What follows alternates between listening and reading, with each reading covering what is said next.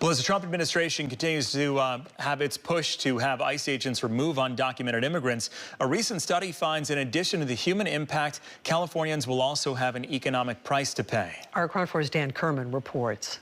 Many understand the human impact of the ramping up of ICE deportations, but these roundups are also starting to have a dramatic impact on the California economy.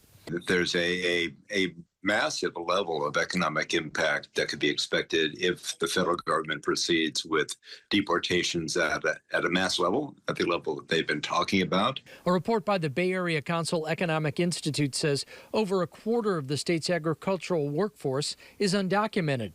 And without them, the gross domestic product generated by them could drop by 14%. A 90-year-old woman who, with her husband years ago, planted a 40-acre walnut grove, which they have tended for a long time. And a couple of weeks ago, ICE agents showed up and they took away all the workers. Sean Randolph with the Bay Area Council Economic Institute says that crop will now go unharvested, as will others at California farms impacted by similar raids. And the impact will not just be to the workers and the farmers, but those of us that buy those products.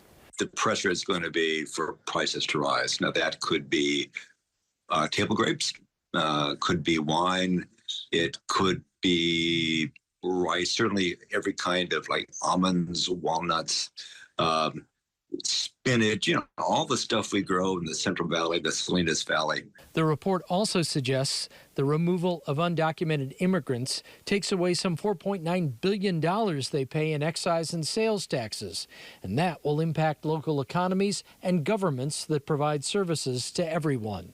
We need to be concerned about retail businesses and restaurants at every level. A lot of them are still struggling coming out of the pandemic. And so you take the revenue away from them.